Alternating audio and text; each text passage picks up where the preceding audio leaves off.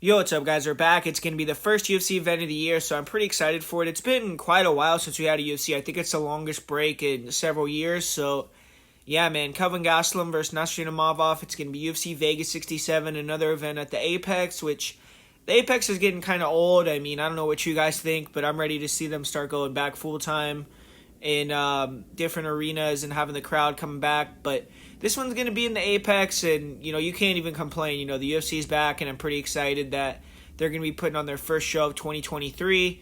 And for everyone that didn't watch the LFA video, this will be the first video you're watching for the year, so glad to be back. Glad that you guys are decided to come back and listen and still support the channel. And let's try to keep blowing it up this year, man. Let's try to get to 20K subscribers. I'm pretty close to that, so if we can do that as fast as possible, that would be awesome. Try to get as many likes and comments on this video as possible, some interaction, and let me know what you think about these main events, what you think about the bets and picks that I'm going to be giving. And yeah, man, I really want to get some more interaction and start talking with you guys more on here. But just right before we get the video started, I want to give a big shout out to the sponsor of this video, which is CashflowMMA.com. If you check them out, they're one of the best in the business, man. I believe last year they were right around similar what they were in 2021, which was basically 11% ROI, which is really, really good, and they've been absolutely killing it, man. They give you guys bets every week to go to and look at, and I feel like they're one of the best in the business at doing MMA betting. They're explaining to you why they have the bets. They're not just giving you bets blind. They're going to give you some detail, tell you, why they decided to do it and why they put money on this guy with a good breakdown. So I definitely feel like Cashflow MMA, they're one of the best people around if you want to go out there and try to make some money betting on MMA, learn how to bet MMA, and have some fun. So go over there, cashflowmma.com, join their site, and see if you like it, man. I definitely don't think you'll regret it, and I definitely think they give some of the best advice around. So go to cashflowmma.com and check them out. And then just right before we get started, I want to talk to you guys about the Patreon this year. I want to talk to you guys how we did last year, and we won 79.9 units on BetMA Tips, 11% ROI, so we did really well last year. We actually won a little bit more than that, a little bit more than 80 units, but some I didn't get to track on the website for one reason or the other. But if you would have won, if you would have bet, $100 on every bet, won 80 units, you would have been up over around $8,000 for the year. So yeah, man, I think it's an excellent value, especially when you look at the price point for the current Patreon. It's free money basically, and you get a lot of content. Actually, they just open up on Patreon recently where you can upload videos directly to the site. So I am going to be uploading some different type of videos, some more content to the Patreon than I would have been able to before, because previously I was still direct uploading them from YouTube directly. So now I'm going to be able to do some different type of videos where I'm not going to be as worried about the copyright and things like that. And, so it should be pretty interesting. And yeah, man, I'm in the top 10 currently for BetMA Tips for all the bettors in the world. And pretty proud of that. Going to be trying to move into the top 5 this year for units profit. And yeah, man, definitely come over to the Patreon and join the team, man. It's $25. You can get it for a little bit less, actually, if you do pay for the year right now, which it's a good time to do it in January, obviously. And you'll get a lot of content. You'll get breakdown and predictions, for instance, for this week for LFA 150, but for all the Bellators, for all the PFLs, for most of the One Championship cards, for, like I said, LFA cards, Octagon MMA cards, Ryzen cards. There's so much Fiore cards. There's so much MMA outside of the UFC that I don't really get to touch on as much as I would like to on the channel that is going to get touched on the Patreon. And like I said, there's going to be some different type of videos that are going to be able to be put on there this year. And just besides that, man, if you're on there, you're going to be making free money. I mean, like I said, if you make $8,000 off a $325 investment, I think that's pretty good. So definitely go check out the Patreon, join the community, have some fun over there, look at some of the content, get access to some of the bets, put some money down, and have yourself a profitable year and, have fun and make some money from watching MMA at the same time. So definitely go over there, patreon.com/MMA Prediction Guru. Sign up this weekend and start making some money. And now we got all that out of the way so we can get into these fight breakdowns. The first fight of the night here, we got Priscilla Cachoeira taking on Sijara Eubanks. And, I mean, man, this is a difficult one for me. I'm usually not very good at predicting either of these girls' fights. I used to predict Priscilla Cachoeira to win quite a bit, and it's kind of funny. When I was picking her to win, she was losing, and then when I started picking against her, she started to win quite often. So I just don't have a good read on Priscilla Cachoeira. And for Sijara Eubanks, kind of the same thing. I tend to pick her, and I do believe that she is one of the more skillful athletic girls, but she's older and she has that tendency to gas out. Sometimes she can be not the most disciplined person in the world, and I think that cost her in certain fights. So it's kind of a tough one because, I feel like Sijara Eubanks has a huge advantage with the grappling, but she's 37 going on 38. She's taken over a year off from MMA, so both of those things kind of alarm me. Priscilla Cachoeira has been in there and she's been getting wins even though it's been against lesser competition. She's teamed up with the MMA Masters, so she's been training in the U.S. and getting a little bit better training, I believe, even though she was at a really good camp actually for, I believe she was at Piranha Valley Tudo in Brazil, which is a pretty high-level camp. And, but man, I feel like on the feet, Eubanks has decent boxing, but she just falls off a cliff cardio-wise. Her volume goes, totally to zero, basically, and then she lets her opponents pressure, get confident, start to put the volume on her, put numbers on her, and she's shown a pretty good chin historically, but against Cachoeira, if you have her walking you down confident, you could get knocked out. So I think that Eubanks has to be really on the wrestling in this one and really be on point with her cardio, which is kind of hard to say with Eubanks, but I do think Eubanks has a huge advantage on the mat. If she can get the takedown, I think she'll be able to control quite easily, get into dominant positions, and that's going to be the story of the fight, though. One other thing is the fact that, Eubanks is going to probably be a little bit smaller in there in comparison to Priscilla, so there's a couple things that are making me kind of feel like Cachoeira is a very live underdog in this one, and man, I don't know. This one to me is really tough. I feel like a decent play would be Cachoeira to win in the third round just because Sijara Eubanks is someone that gasses out quite often, and I kind of want to pick Eubanks just I feel like she's the better fighter overall, but I'm going to go with Priscilla Cachoeira by third round TKO. I just don't trust Eubanks, man. She's almost 38. She's had a long layoff. She has a history of gassing out, and I feel like Cachoeira is someone that's going to keep coming. She's proven that, and even if she gets taken down early, I don't really see her getting finished or getting discouraged. She's already shown that she can get comeback wins in the past, and she's had to do that before, like against Gina Mazzani recently. So I'm going to say Priscilla Cachoeira gets that third round TKO in this one, but it's a tough one, man, because Eubanks is hard to finish, and I do think she has big advantage on the ground. So potentially she could make it look easy with the takedowns or be able to kind of dominate the fight, but I don't know. I'm just not sold on Eubanks. I feel like she has one foot out the door here. I think Priscilla Cachoeira is much more, hungry, and she feels like she can maybe get to the top. So I'm going to go with Cachoeira in this one to get the slight upset here. And this next one, man, this is another pretty fun fight. This should be fun to watch here. Jimmy Flick taking on Charles Energy Johnson. Charles Johnson, he's coming back really quick. He had that controversial win over Zhalgas Zhumagulov just over a month ago. Now he's coming back. He's fighting Jimmy Flick, who was expecting to go against Jeff Molina, who I think was actually a better opponent for Jimmy Flick because he was a fighter in the rankings that has a little bit questionable grappling. Jimmy Flick could have potentially got him to the ground and gotten a win against a top 15 guy, and I believe it was a better matchup because Molina isn't as good on the ground and isn't as good with his takedown defense, in my opinion, as someone as Charles Johnson, and he's just not as long and rangy and athletic either.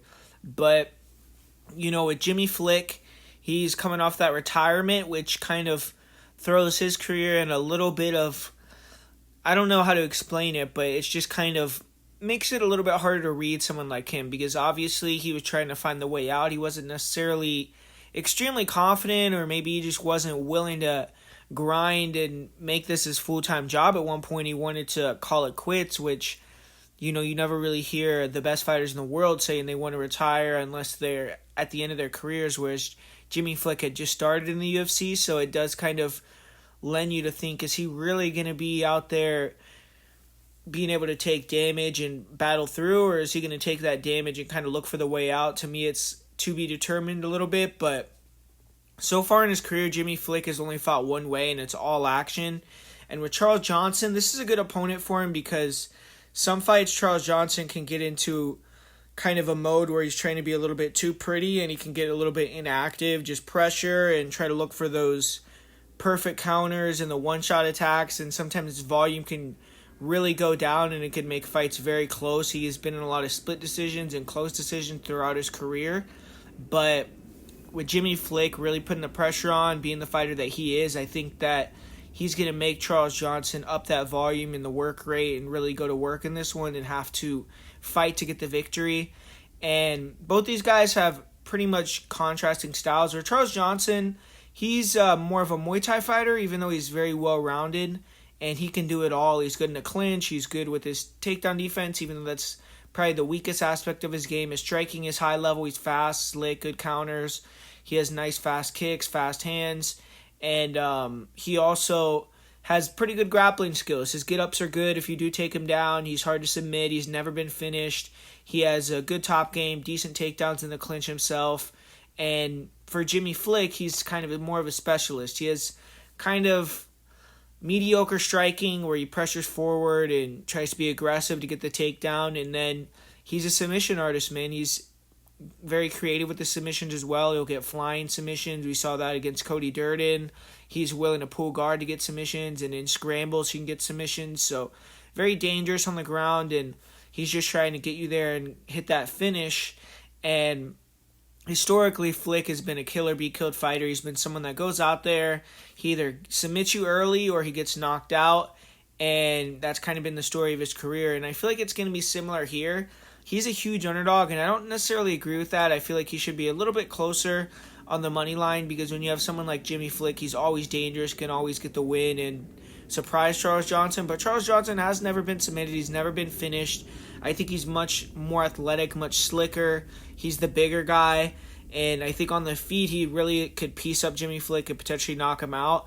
I also think somewhere where there's going to be a big advantage for Charles Johnson is the clinch. I think the clinch knees, the clinch elbows could potentially be the demise of Jimmy Flick. I feel like Flick is going to really try hard to get in that clinch. Charles Johnson's a veteran. He's not going to, fall for a sloppy guard pull or anything like that. He needs to be wary of the flying submissions, but I think in that clinch he could beat him up with knees, with the elbows. I think at range, Johnson's really going to have a big edge, and I don't think Flick has the wrestling to get the fight to the ground. I think Flick tends to capitalize a lot on fighters that make mistakes or grapplers that take him down, and then he could submit them. And with Charles Johnson, he's going to get a guy that's going to be on his movement game. He's going to be looking to pull counter. He's going to be looking to beat him up when he closes the distance in the clinch. And I think that Charles Johnson is going to be able to get Jimmy Flick out of there. I'll say he gets a first round or second round TKO here. I feel like Flick is going to fight hard. He's going to be trying to get inside, get it to the ground. And he stayed around the sport. He's been doing some commentary and stuff like that. So it's not like he totally has abandoned MMA since he's retired. But I think that's also going to play a factor, just Jimmy Flick's ring rust, and I think Johnson fighting so frequently as he usually does is going to give him an edge. And I'm going to go with Charles Johnson here to get the finish, and that's more what I'm kind of confident on here. I think that this fight's not going to go to decision. I feel like the under kind of got steamed at this point. It was at minus 110 at a certain stage, and I felt like at that point would have been a really good bet. Now it's almost minus 200. I think last time I saw it was minus 195, which at that point I don't know if I could warrant a play there. But I do feel like this is going to go under 2.5, and I think that Charles Johnson is going to be the winner here by TKO. I don't necessarily agree with him being a minus 450 favorite, but I am going to say he goes out there and picks up the victory here. This next fight, this is a battle of two wrestlers right here, Daniel Argueta and Isaac Dogarian.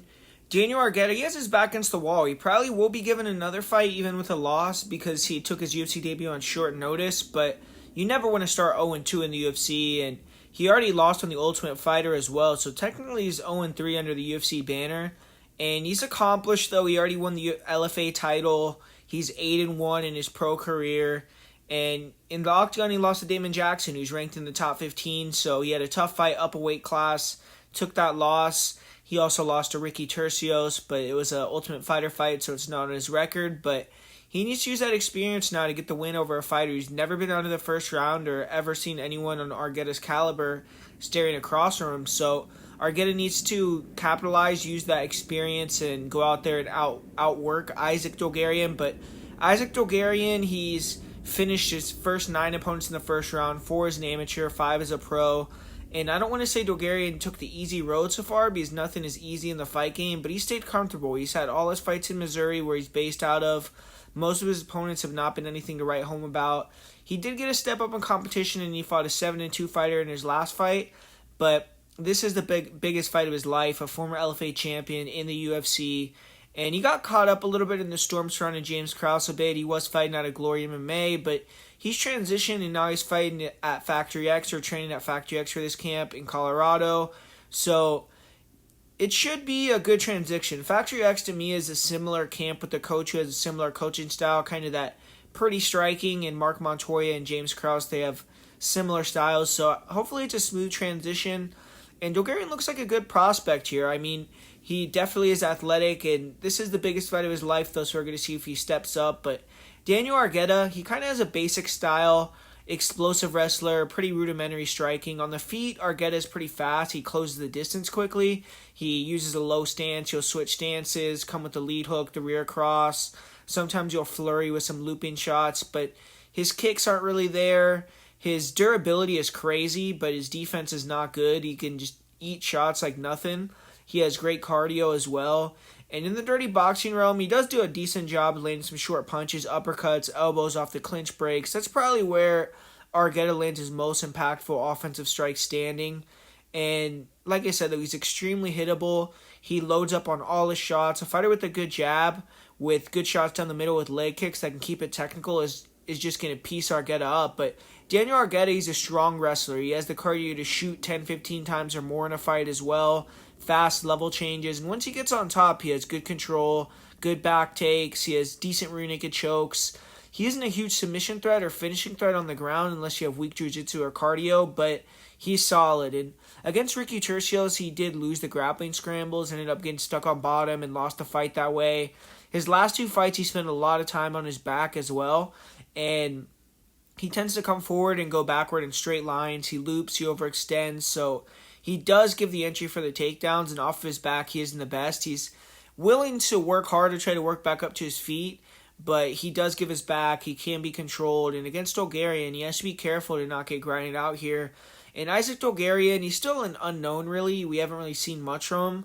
On the feet, he does seem a bit more fluid and clean than Argueta, but I haven't seen him face a fighter that really has thrown much back at him. And he has nice leg kicks. He has a solid jab, pretty good overhand. But he basically uses his hands to get in on takedowns. He's fast. He has fast takedown shots. He's been able to get all his opponents down fairly easily. On top, he transitions effectively. He has a really strong mount.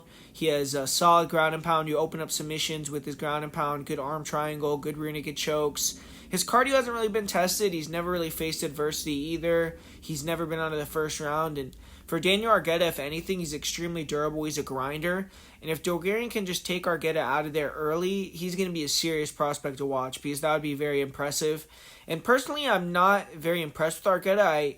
I think that Dogarian, I like what I see from him against mediocre competition. But it's just Dogarian is extremely unproven, so it's hard to have any confidence in picking him to win here.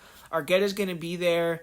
Dogarian, this is going to be his first true test of his career, and I'm going to pick Argueta here just purely off experience. I think he's going to have the cardio edge. I think he'll get the better of the wrestling exchanges down the stretch, and I think he may be, just a little bit more polished at this point in his career, a little bit more, maybe not even polished is the right word, but just have a little bit more experience going deeper and being in a tough, hard, gritty fight, and I think that's going to be the difference. But I really wouldn't be shocked at all either if Dogarian goes in there and takes him down and dominates the fight and shows that he's one of the best prospects in the division. So it's a fight that could go either way, but it's a prove-it-to-me fight for Isaac Dogarian. And this one, I think the over is something that I feel like you could maybe target as well. I think that with Dogarian getting a lot of early finishes, it could potentially end up being at a decent number. And I think that Argueta is a very tough guy, hard to get out of there, and he doesn't really necessarily have great finishing upside himself. So I think that the over could potentially be a decent play if you're looking to bet on this fight. But for my official pick, I'm going to pick Dan Argueta to win by decision. And like always, man, at 125, we got a real skilled fight here between Carlos Hernandez and Nascimento. And Carlos Hernandez, he's another one of these young guns coming out of VFS Academy in Chicago, which has produced some really fun strikers to watch. Bilal Muhammad comes out of there. We got some other guys like Hernandez as well. And Hernandez is no different. On the feet, he has great footwork, speed. He bouncing out of range really effectively. He closes the distance real fast. Good 1-2s, 2-3s. He has fast, sharp hands. He doesn't really have power, which I think is going to be an issue for him recurring throughout his career because he kind of slaps with his punches. But his kicking game is on point. He'll attack with all parts of the body with his kicks. He comes to fight as well. He's in very good shape, so he keeps the movement. He can dart in, dart out for 15 minutes. Good job keeping a high guard and staying at range. He has good eyes. He can defend most attacks by just moving his feet. And when he needs to get better at is disguising his blitzes with feints, moving his head a little bit more. Sometimes he can overextend on his punches, get clipped with a heavy counter. He can get taken down by overextending, and he did get wobbled in his Contender Series fight. His striking is tough to deal with for most fighters, though, because he stays sharp, he stays in and out, he's fast, and he's very clean. And he's an okay grappler. He's not a super active wrestler, but sometimes he will look for the body lock or the level changes. And he was able to hit some takedowns in Victor Altamirano his last fight. And on top, he's real fluid. He's aggressive. He has solid control, good back takes. His takedown defense and get-up game are pretty good, but sometimes he will expose his hips, give up takedowns. His Contender Series opponent hit multiple takedowns on him, and his get-up game is solid. He doesn't stay stagnant on bottom, but he exposes his back to stand up. He does a good job hand fighting. He doesn't allow fighters to get their hooks in either, so he can turn face and get back to range. But in this fight with Nascimento, he has to be very super careful about exposing his back and just has to be careful about going to the ground in general because he's facing a monster who's really fast with his transitions, with his scrambles. And Hernandez is well-rounded. He has good cardio. He's young, plus skills. So I think as long as he stays in the proper mindset and continues to get better, he'll stick around in the UFC. But Nascimento, he's looking to win 2 fights in a row for the first time in a long time, since 2016. And the UFC has match-made Nascimento really hard so far. They put him against 3 technical fighters. He fought Tagir Ulanbekov. He lost that fight, then got the upset win over Jake Hadley. And now he's getting in here with Carlos Hernandez. And Nascimento is fun to watch. He's one of these guys that if he can get a few wins, he could see himself in the mix with the top guys at 125, especially with how shallow it is. He trains with Charles Oliveira, and he has a similar style. On the feet, he's a Muay Thai fighter, throws some wild flying techniques, and he has a high-level BJJ black belt as well. His last fight, he hung back and let his opponent come to him, overextend so he could take him down. And Hernandez will sometimes overextend, but Hernandez is much faster and sharper with his footwork than his opponent. So I think Nascimento, his previous opponent, so I think Nascimento will have to be the hunter more in this fight. Try to pressure with the front kick, stick in the pocket, look for counters, eat one to give one, because I don't think Hernandez has that real power.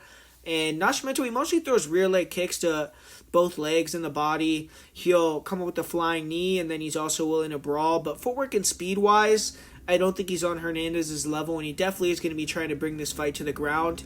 Defense-wise, Nascimento has a high guard, and he can counterpunch fairly effectively, but he does have a long torso, so if I was Hernandez, I would try to rip the body and just be active with the combinations and your footwork and try to sit down on some shots, put some power to back Nascimento off.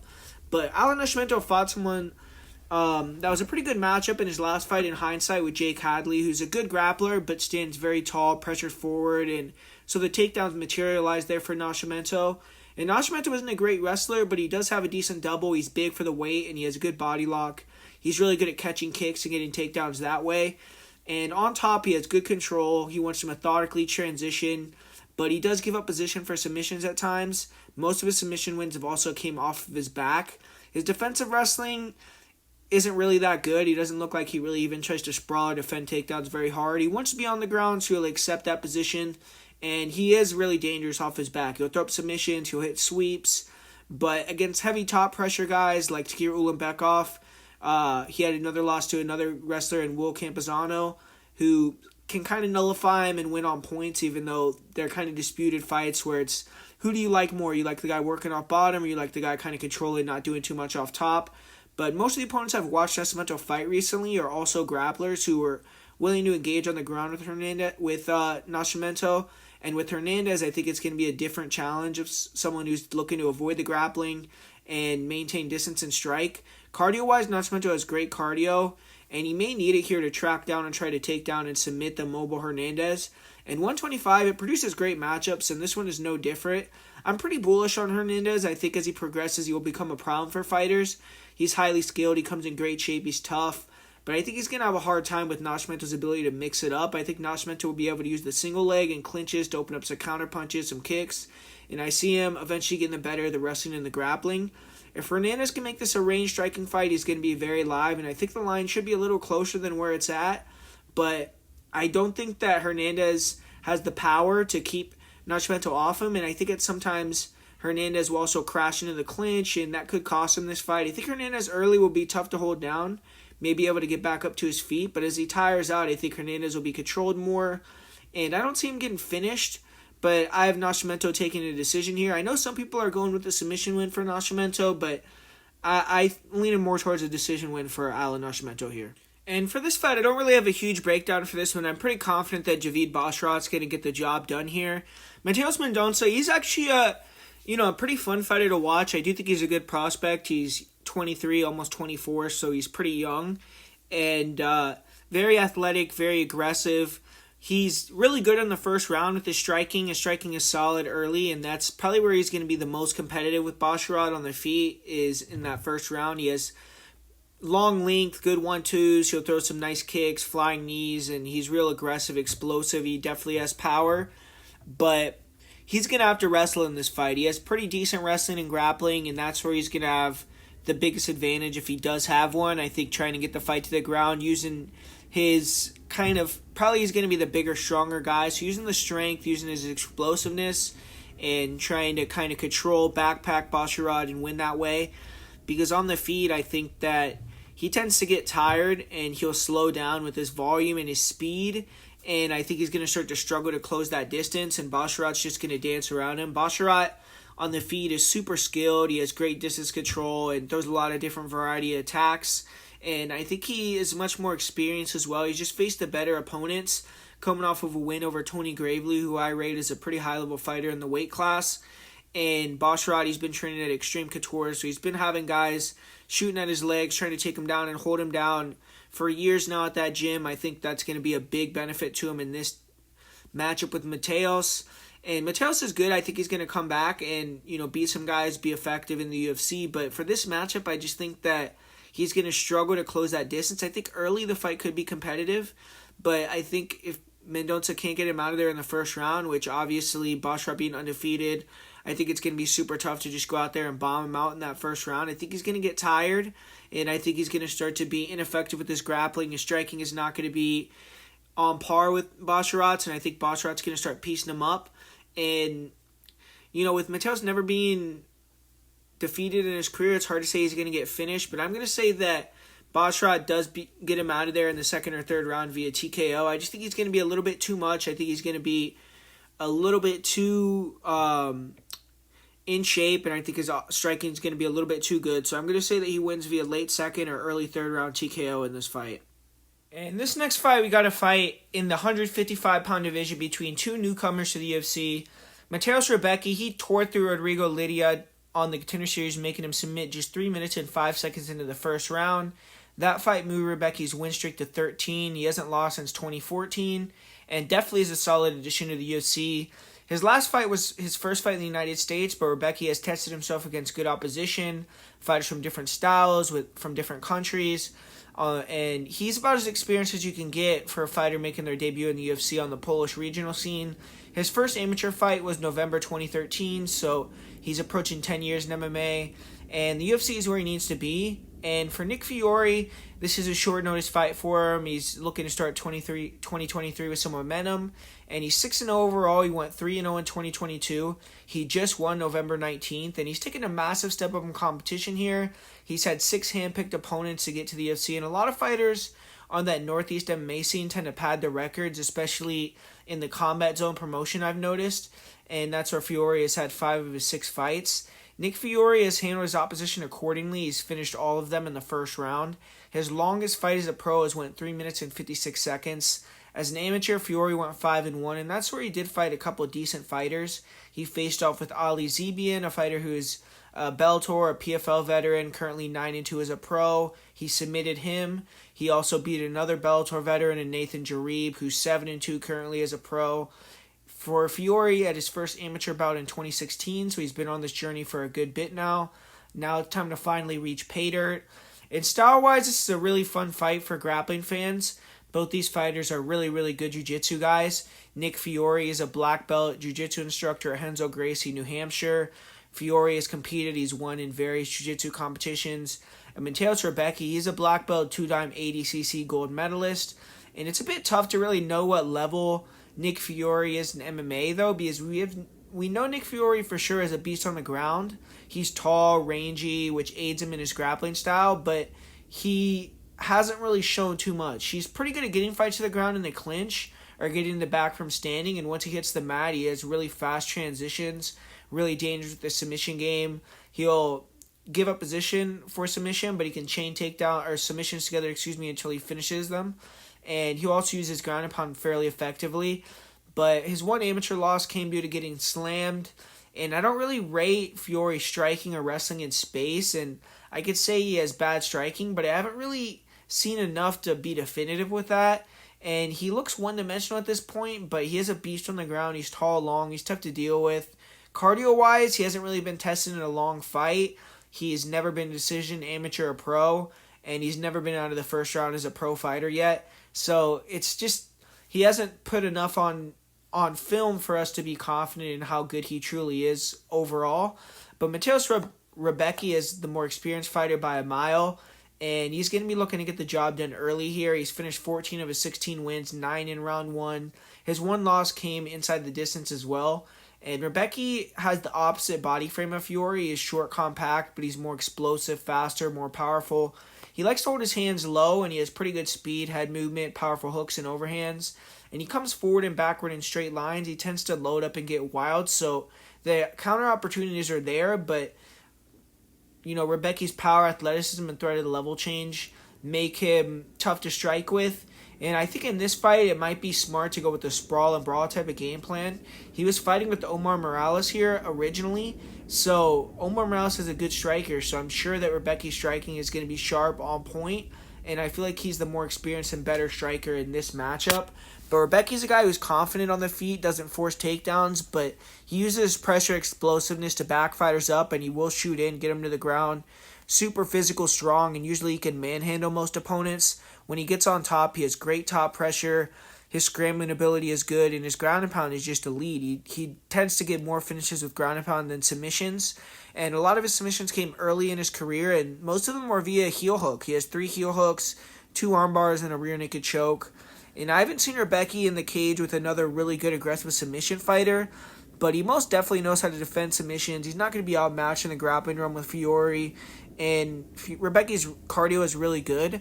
It's really tough to go against Mateusz Rebecki in this fight. Fiore's going to be the longer and taller fighter by a pretty big margin, but he just has too many question marks. There's potential that Fiore has some striking in the back pocket, but we haven't seen that. And I think that Rebecki is a lot more powerful, explosive. He's faster. The wrestling, I favor Rebecki by a wide margin. I find it tough to see Fiore taking Rebecki down. There is an opportunity for Fiore if Rebecki gets on top and takes down Fiore. Maybe he could sweep him, but even there, he's in Rebecki's world. I think it's going to be really hard to catch Rebecki off bottom.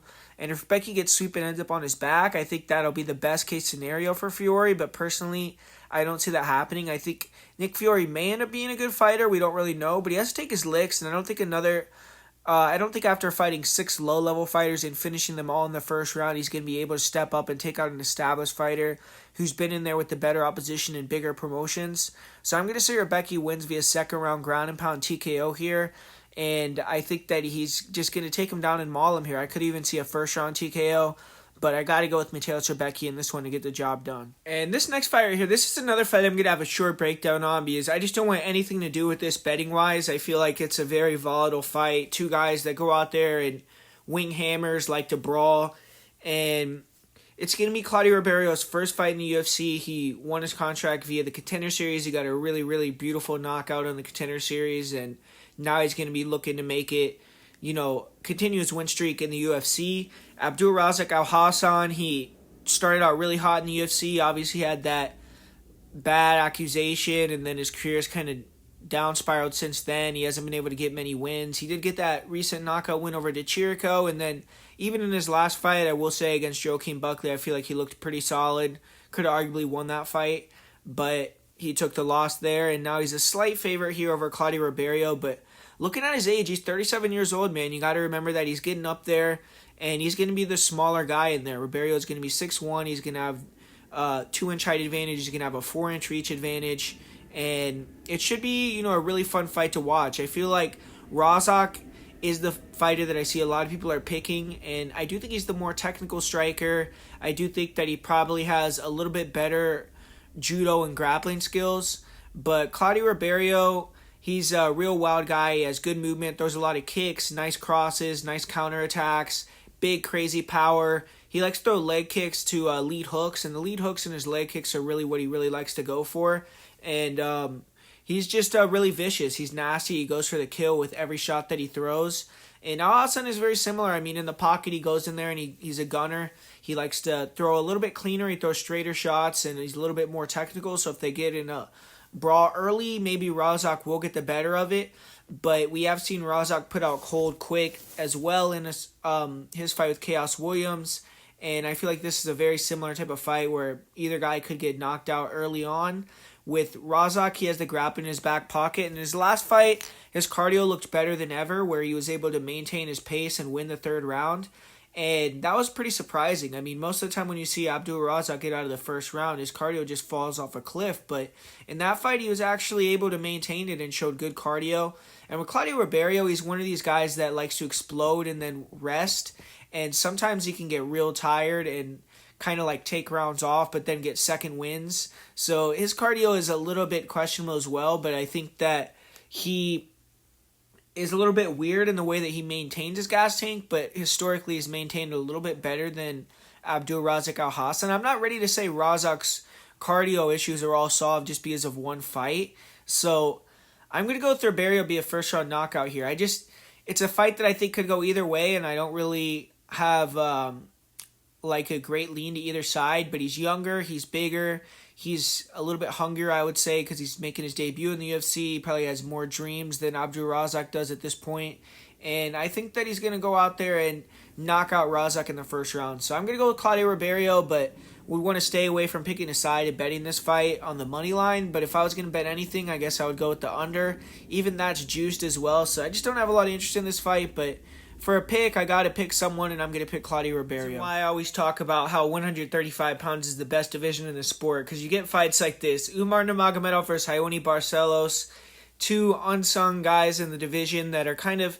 I guess Umar is getting some fanfare now because of his last name and his performances being 15-0, but Raoni Barcelos, he's another bad motherfucker, man. 17-3 fighter. Recently, I actually kind of tried to... and it was my fault. I was incorrect. I kind of thought that Raoni was at the tail end of it after his fight with Victor Henry. He was getting hurt. I didn't think he looked that great. But you have to remember it was a short notice opponent. And Raoni in his last fight, man, he looked really good. He looked like a vintage Raoni Barcelos. But 35 years old, the time is now for him. And he needs to be the Nurmagomedov hunter, man. I mean, the guy beat Said Nurmagomedov. If he beats Umar, I think he'll be the first fighter in MMA history to have two wins over two different Nurmagomedovs on his record. And, man, you might have to call him like the new Sakuraba Gracie Hunter. But, yeah, man, I mean, this fight's awesome here. I mean, Raoni's a huge underdog, and I disagree with that. I think it should be lined much closer. I understand why Umar's a favorite. I mean, he's 15-0. He's the younger guy by almost 10 years, and he has a very, very clinical style. He is more, I guess I would say, of a well-rounded fighter, but to me, he fights more like a Said Nurmagomedov, whereas he's not like a Khabib where he's super, super relying on the wrestling. He will strike, and he has a really good kicking game. Really, really good lead leg, man. I mean, the way Umar Nurmagomedov throws that lead leg side kick to the head, to the body, he throws it up super fast, real fluid. He'll switch stances, and he really likes to throw kicks with that leg mainly. I mean, you'll see him switch stance and throw kicks with the rear leg. And he does throw kicks with both legs, but it is predominantly that lead leg that he usually throws kicks with. And his hands are okay. I mean, you'll have some decent 1-2 counters and things like that. But mainly a kicker that wants to stay at range, throw a lot of side kicks, front kicks, round kicks, and be very active. And then when you close the distance on him, he takes you down. And he has elite grappling, elite wrestling. He can control guys. His submission game isn't really necessarily high level, but he definitely could take you out if you get tired. He could choke you and, let you get the easy way out right there. But with Raoni Barcelos, it's going to be interesting, man, because Barcelos has elite hands and he has good leg kicks, and I think he has a decent style to beat a guy like Umar Nurmagomedov, or at least give him trouble, because he's going to be pressuring. And one thing with Raoni that's really caused him issues in the past is his volume being too low and just not letting his hands go enough. And that's going to be an issue for him that he has to address in this fight. He can't let the threat of the takedown and the kicks on the outside make him inactive and let Umar Nurmagomedov just get off on volume with the kicks and beat him just through output. Because if he does that, then he's just not going to have the output to win the fight. But if Barcelos can close that distance, use his boxing, he's going to be a superior boxer, and the fight's going to be won with whether he can keep Umar Nurmagomedov off him, keep Umar Nurmagomedov from controlling him. And Raoni Barcelos is an elite level grappler, man. I mean, the guy is a multi-time Brazilian wrestling champion. He's a jiu-jitsu black belt with elite jiu-jitsu skills. His father is actually a Koro belt in jiu-jitsu, and his grappling is top-notch. I mean, he's incredibly hard to take down, hold down. He was able to beat Said Nurmagomedov by taking him down and controlling him on the mat. And that's something that we haven't really seen anyone attempt on Umar. We haven't seen anyone try to take Umar down or out-grapple him, put him on his back. But that could be a potential game plan that Barcelos does have, mixing the takedowns, try to surprise Umar. And if he gets on top of him, he probably could, control him and do well on top, because Barcelos is a beast on the ground. And that's why this fight's interesting to me, because I don't necessarily know if Umar is going to have that propensity to want to go in there and take down Raoni and grapple with a guy that's an elite level black belt. But I haven't really seen Raoni have too many submission wins off of his back, so I wouldn't be surprised if he is able to control him and take him down and hold him down. But we haven't really seen anybody do that to Raoni Barcelos in MMA ever before. And on the feet, I think it's a very competitive fight. I think it's just going to come down to if Umar could control that distance with the kicks and out-volume him, or if Raoni's going to be able to get it inside, land the bigger punches, and make it more of a higher volume boxing type fight, and if he can win that way. Both guys have excellent cardio. Both guys are elite level athletes. And I feel like this is closer to, I would still line Umar the favorite, like a minus 170, but this is getting way out of hand, man. I think that a bet on Barcelos is definitely a decent play, and I think they're disrespecting him majorly on this line. I don't understand it whatsoever. I feel like Umar hasn't really proven himself that much. I mean, he hasn't fought the highest level competition. This is definitely the best opponent he's ever fought to date.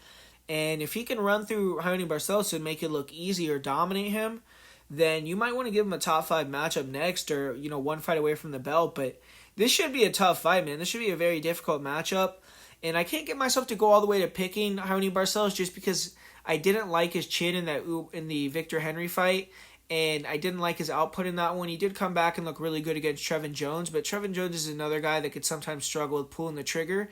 So I just need to see if Barcelos gets a younger guy, is just not so inconsistent with his offense and allows himself to lose a fight he should win, like against Bibulatov. But if he goes out there and fights to his maximum capability, I definitely think Barcelos could pull the upset here, and I don't think Umar Nurmagomedov is an infallible guy. So I feel like Raoni Barcelos is a very live underdog, especially at the price tag that he's at. But I'm going to pick Umar Nurmagomedov to win via decision. And up next, we got a women's fight here with Raquel Pennington and Ketlen Vieira. Both these girls have established themselves as top 10 fighters in the division, so it's a pretty high-level fight. And they're kind of similar. They're grinders. I think Ketlen is a little more dangerous, but they both like to box and they both like to grapple. And Raquel Pennington more likes to kind of control against the cage and the clinch and things like that. She's not really a girl that gets a ton of takedowns, but she does have a pretty decent submission game when she does get it to the ground. Ketlen Vieira is much better at getting it to the ground, controlling on the mat, using her judo, and she's gotten a couple submission wins in the UFC.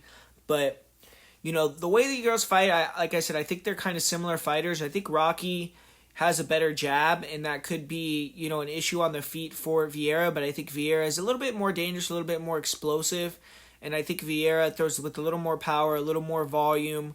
She's a little bit faster as well, if you ask me, with her feet. With the hands, I think Pennington might be a little bit faster. But the main difference I see in this fight is in the physicality. I think that Ketlen is a little bit stronger, a little more physical. And I think in the clinch, we've seen Raquel Pennington do work against certain girls, but also struggle against certain girls, getting held against the cage, not being able to get her back off the fence, and just kind of getting stalled out. And I've also seen where Raquel, she can be kind of hesitant against power punchers at times and struggle in that way. So I feel like Ketlen Vieira has more ways to win. She can mix it up with the clinch control. I think she'll get the better of the clinch, and I think she could even hit a takedown or two with her judo.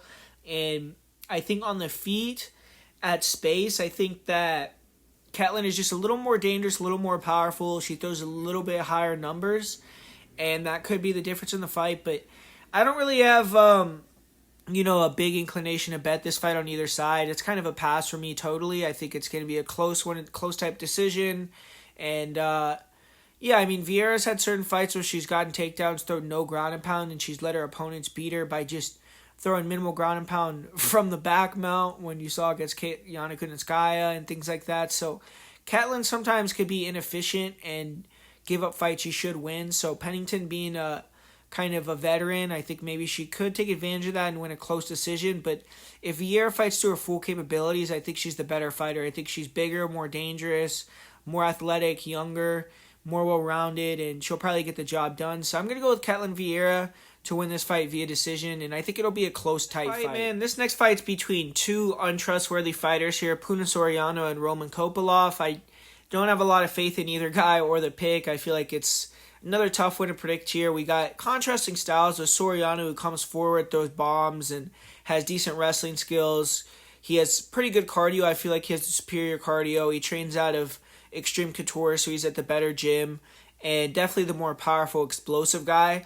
But Roman Kopylov, he's a skilled fighter, maintains distance pretty well, has a good jab, nice leg kicks, good pull too. His last fight, the third round, he showed an explosive combo to end the fight.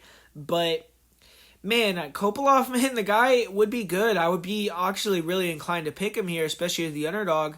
But the issue with him is his cardio, man. It seems like after the first round, every time he has his hands on his knees, he's just extremely exhausted. And I just can't get with that, man. I feel like he did somehow in the third round of his last fight, sum up enough cardio to throw that fight-ending combination and get Chirico out of there. But Chirico was gassed himself. And I just wasn't impressed with that fight. I've seen that he just gets tired, man. But Kopylov is the better striker here when they're both fresh. I mean, he maintains distance well. He has the length and height advantage. And he does a good job using that jab, putting in that the pull too, throwing some nice leg kicks. He has decent kicks to all parts of the body. And his takedown defense looks like it's getting better. That's something that he's a little bit weak with. And if I'm Soriano, I'm trying to take him down in the first round. I'm trying to get him tired. Even if you're not effective with the takedowns, I think you're going to be the guy that can maintain cardio better. And if you do take him down, that's even better. So Punahele Soriano, he does have a wrestling background. He is the bigger, stronger, more explosive fighter. So I think that if he can get in there and use his strength and try to get Kopylov tired, that potentially could land one of them hammers on his chin in the second and third round. And Kopylov, he's just going to have to maintain that distance, try to snipe Punahele Soriano and either knock him out or win a decision. Kopylov in his last fight did get that KO. It was clean, but he isn't really known to get knockout victories too much. I feel like Soriano is a durable guy that's probably going to be able to take his power. And I just think the cardio of Soriano is better. I know Extreme Couture is going to have a good game plan, and if they make Roman work, if they try to take him down early, get him a little bit tired. They've already had Albert Duraev go in there and fight Roman Kopylov, who's also a training partner with Puna, so I think that also is a benefit for him.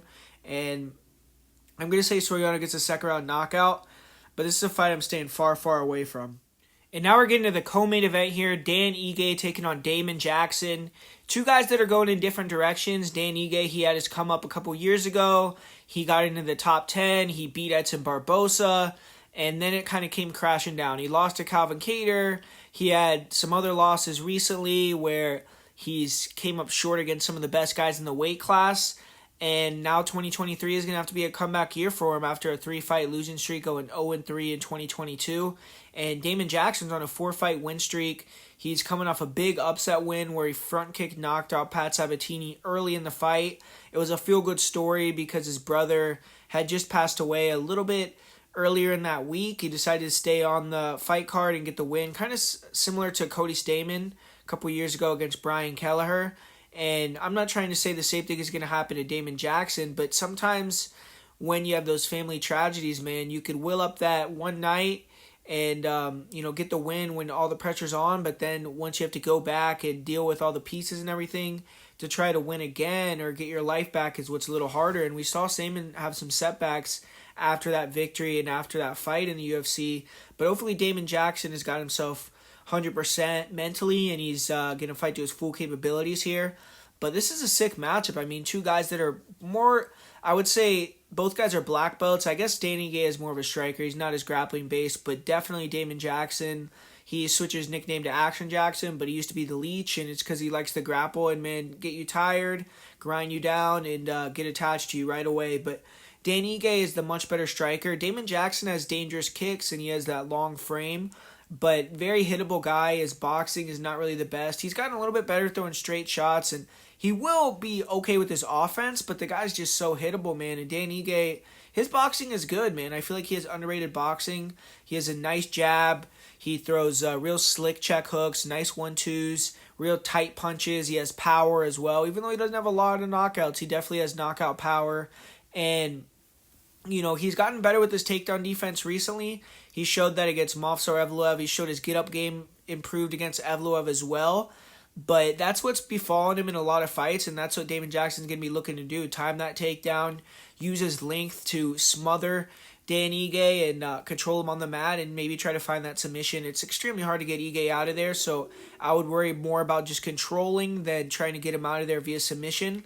But I think Damon Jackson only has one way to win. He has to grind him down and get the takedowns, control him on the ground, and I'm just not 100% on board with Damon Jackson's win streak, with the fighters he's beaten yet. I'm not truly sold on it. I don't think his wrestling is 100% there. I think he's been able to take down guys that are a little bit less experienced, not as good as Ige. And I think Ige, cardio-wise, has far superior cardio. If he could push the pace and make Jackson work for the takedowns, get back up to his feet, I think he'd get Jackson tired in that second and third.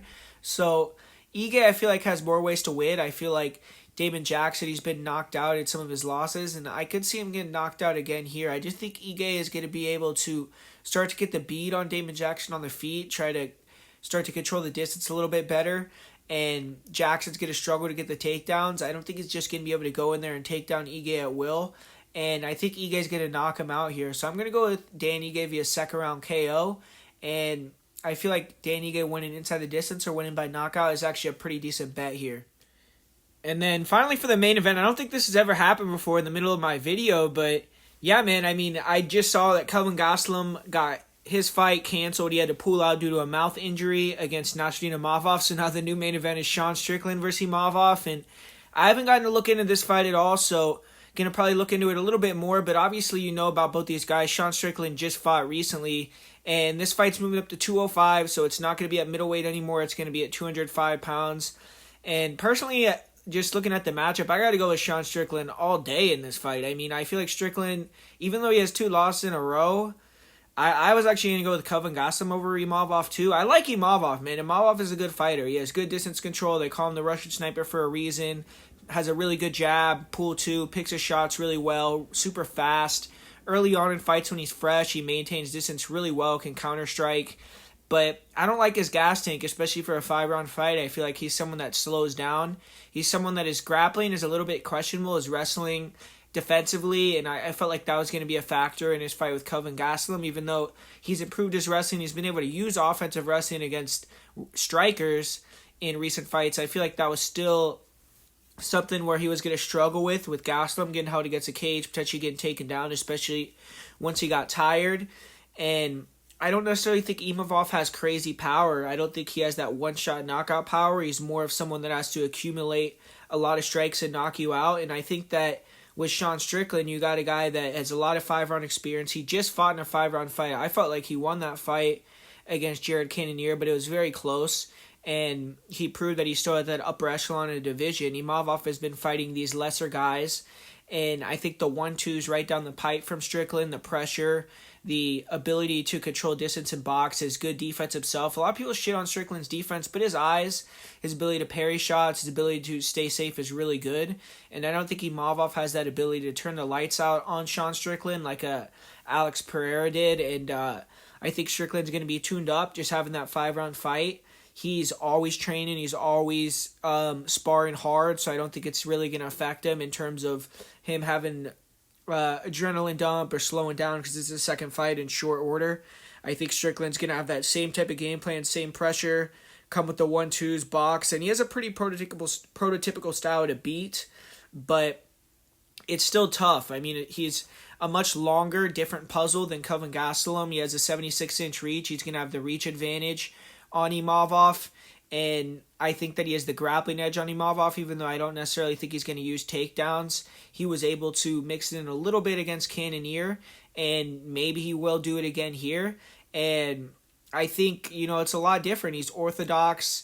Imavov was getting ready to fight a southpaw opponent for the longest time, short southpaw wrestler type opponent that was going to potentially take him down. Now he's fighting a long orthodox boxer, and the main thing that I really like with Strickland in this fight is just the cardio, man. I think that his cardio is going to be the big major difference. I think in the later rounds he's going to start to break Imavov, and I wouldn't be shocked if he got Imavov out of there in round 4 or 5. I had that same bet for the Kelvin Gastelum fight for Gastelum to win in the 4th and the 5th round, and I don't think it's a terrible play to potentially do that as well with Strickland. And as long as Strickland didn't get a big injury that we don't know about or is...